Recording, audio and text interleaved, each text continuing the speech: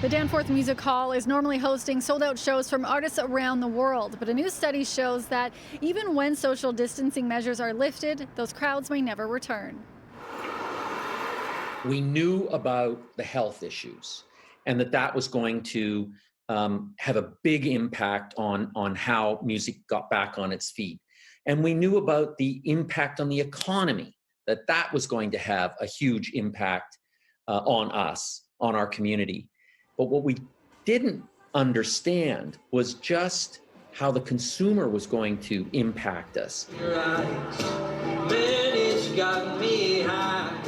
Music Canada conducted a study which showed that more than 40% of Canadians wouldn't feel comfortable going to a music event until at least 6 months after social restrictions are lifted, and more than 20% probably wouldn't go to a concert again after the pandemic was over.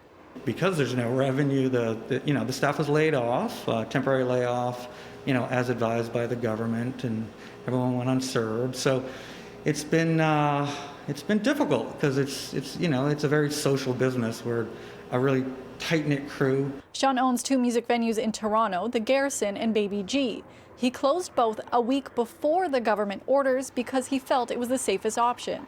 All the employees, they're all musicians, like 95%. So they're doubly hit, right? So they're not doing this, they're not doing their music. So it's been a very difficult thing. He went from concerts almost nightly to a revenue of 0. And it doesn't seem like it's going to be over anytime soon, even with government restrictions easing.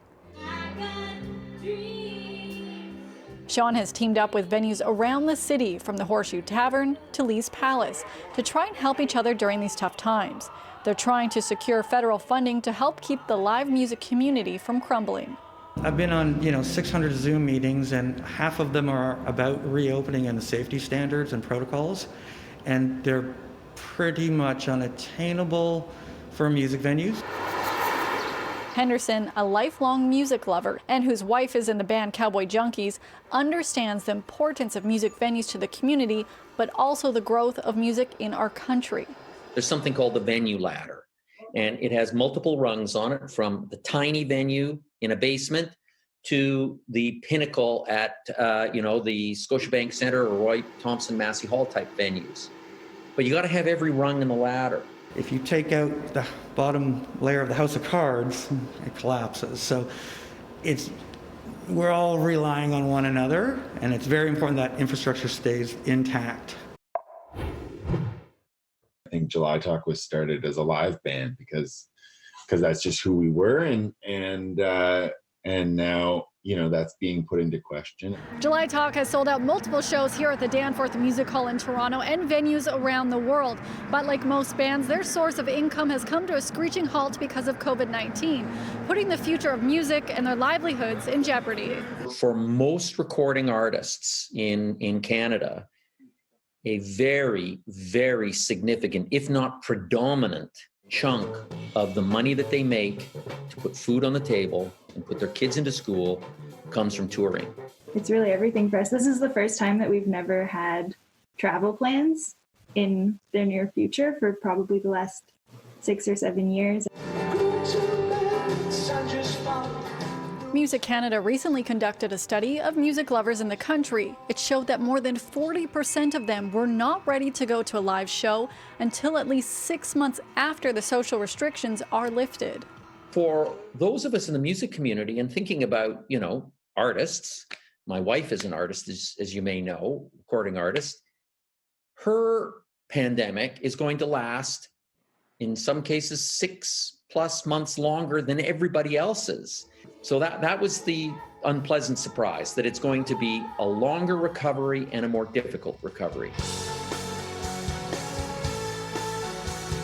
The music community is already a delicate industry, with streaming services taking over a large part of artists' revenue. So most artists need to constantly tour to make a living.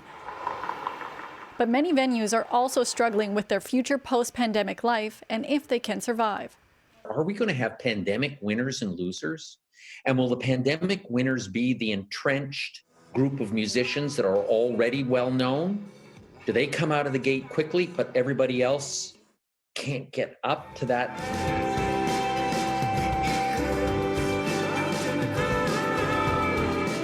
July Talk has been working for 2 years on their upcoming album, Pray For It, that will be released this July. Normally, when a record is out, they would go tour the world to share their music. But with all venues closed and many Canadians not comfortable going to live shows, they've announced a first-of-its-kind show in Canada, a drive-in concert near Toronto. Yeah, the show is going to be incredible. We have a 7-camera setup that's going to be set up around the drive-in, and it'll be live broadcasting the live show out to the screens, so you can kind of watch it on the screen live. There'll be like a full light show. The audio will be put into your speakers of your car, and yeah, there'll be this big stage between the two screens where we'll be performing live. July Talk's drive-in shows are scheduled for August 12th and 13th, with the location still to be determined, but somewhere outside of Toronto. Country singer Brett Kissel following in their footsteps, announcing he too will be hosting a drive-in concert just outside of Edmonton in mid-June. For City News in Toronto, I'm Lindsay Dunn.